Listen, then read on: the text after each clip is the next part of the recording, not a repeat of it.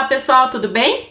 Hoje nós falaremos sobre capacidade jurídica, mas antes de entrar no assunto da aula de hoje, eu quero diferenciar com vocês a capacidade da personalidade jurídica, tá certo?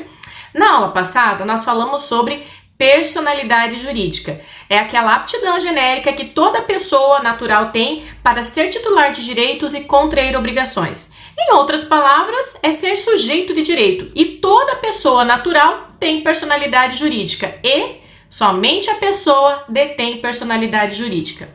Em que pese os nomes personalidade jurídica e capacidade jurídica serem semelhantes, os significados são diferentes. A capacidade jurídica é a medida da personalidade, é a aptidão para exercer em nome próprio seus direitos e obrigações sem precisar estar assistido ou representado por alguém.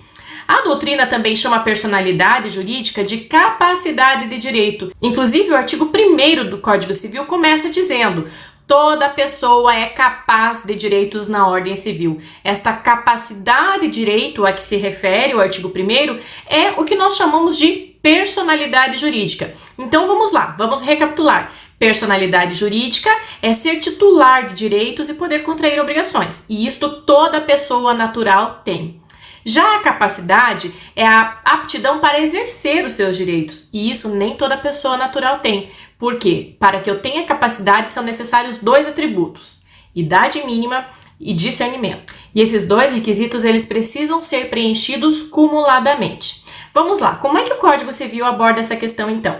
Eu tenho o artigo 3º e o artigo 4º do Código Civil que regulamentam a capacidade. Ele traz as hipóteses de incapacidade absoluta e incapacidade relativa. Bem, primeiro de tudo, quem é que é o absolutamente capaz, então? Aquele que reúne os requisitos da idade e do discernimento. Qual é a idade mínima para que eu seja absolutamente capaz? 18 anos, é a idade da maioridade civil no direito brasileiro, né? Então, se eu tiver 18 anos completos e eu tiver o pleno discernimento, eu serei uma pessoa absolutamente capaz. Agora, quando me faltar algum destes requisitos, ou idade ou discernimento, eu serei considerado relativamente incapaz ou absolutamente incapaz. O artigo 3º trata da incapacidade absoluta. Aquelas pessoas que não têm nada de capacidade, portanto, não podem praticar atos em nome próprio, não podem praticar atos da vida civil em nome próprio sem que sejam representados. E a gente passou por uma alteração no Código Civil em virtude do Estatuto da Pessoa com Deficiência e a figura do absolutamente incapaz, então, no ordenamento civil hoje, ficou limitado aos menores de 16 anos. E aí não importa o meu grau de discernimento, tá? Se eu tiver menos de 16 anos, eu serei, para efeitos da vida civil, considerado absolutamente incapaz. Diz o artigo 3º o seguinte: são absolutamente incapazes de exercer pessoalmente os atos da vida civil os menores de 16 anos. E aí eu deixo a seguinte pergunta para vocês: será que todos os atos praticados pelos menores de 16 anos são inválidos? A resposta é não. Se ficar caracterizado que o negócio jurídico foi celebrado de boa fé e que o menor de 16 anos reuniu o discernimento necessário, aquele ato pode ser validado. E aí eu cito como exemplo para vocês as relações de compra e venda de bens de consumo. Não necessariamente são válidas somente porque foram praticadas por um menor de 16. Já a incapacidade relativa é abordada pelo artigo 4º do Código Civil, que tem a seguinte redação no seu caput: são incapazes relativamente a certos atos ou a maneira de os exercer, . E aí o artigo traz 4 hipóteses, 4 situações em que as pessoas são consideradas relativamente incapazes. Significa que para que os negócios jurídicos celebrados por essas pessoas tenham validade, elas precisam estar assistidas. E a primeira hipótese de incapacidade relativa é aquela abordada no inciso 1º do artigo 4º do Código Civil, que se reporta aos maiores de 16 anos e menores de 18 anos. Ou seja, é aquela pessoa que já completou 16 anos, portanto não é absolutamente incapaz, mas ainda não fez 18 anos, portanto, ainda não adquiriu a maioridade civil. Essas pessoas, então, são consideradas relativamente incapazes. A segunda hipótese trata dos ébrios habituais e viciados em tóxico. Ébrio habitual é aquela pessoa que bebe com habitualidade, que está sempre bêbado, né? E os viciados em tóxico. Veja, gente, tanto para os ébrios quanto para os viciados em tóxicos, é necessário a realização de uma perícia para aferir esta incapacidade. porque esse vício ele tem que acarretar na redução da capacidade, na redução do discernimento da pessoa.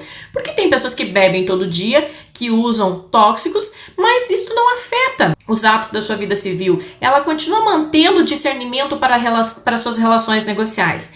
Então, para que seja caracterizada a situação do relativamente incapaz por algum vício, é necessário a realização de perícia para que seja aferido o grau de incapacidade, o grau de redução do discernimento desta pessoa. E a terceira hipótese de incapacidade relativa prevista pelo artigo 4º é a situação daqueles que, por uma causa transitória ou permanente, não puderem exprimir sua vontade. Esse dispositivo aborda a situação daquelas pessoas que estão acometidas por alguma doença, por alguma moléstia, que não lhes permite discernir, que não lhes permite expressar sua vontade por uma causa momentânea, né, uma causa temporária ou permanente. E aí eu cito como exemplos para vocês uma pessoa que sofra de mal de Alzheimer ou mesmo uma pessoa que esteja em coma. São pessoas que por uma causa transitória ou permanente não conseguem exprimir sua vontade e têm o seu discernimento reduzido. Nestes casos, né, também é necessária uma perícia para que se apure o grau de redução da capacidade da pessoa.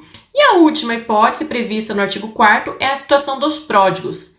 Quem é o pródigo? Lembrem da parábola do filho pródigo, aquele que recebia o adiantamento da sua herança do pai, saía pelo mundo, gastava tudo e quando acabava o dinheiro ele voltava para casa. Né? O pródigo é aquele que gasta tudo, que gasta mais do que tem. Eu sempre brinco com meus alunos em sala de aula, não é um devaneio consumista que é necessário para caracterizar a figura do pródigo. Para que se caracterize o pródigo, e aí também depende de perícia, né? É preciso que essa pessoa consuma de tal modo que ela não consiga gerir os seus ganhos, dos seus gastos e gaste realmente mais do que recebe, caindo em ruína. E para finalizar nossa aula de hoje, nós falaremos um pouquinho sobre a capacidade do índio. Diz o parágrafo único do artigo 4º do Código Civil que a capacidade do indígena será regulada por lei especial.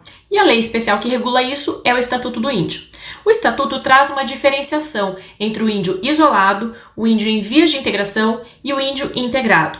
Aquele índio integrado, ele dispensa a tutela do Estado, mas aquele índio isolado ou em vias de integração, ele é tutelado, ele é protegido pelo Estado. E essa tutela é desempenhada pela União, na figura da FUNAI. Gente, eu espero que tenha ficado claro, eu espero vocês na próxima aula. Até mais!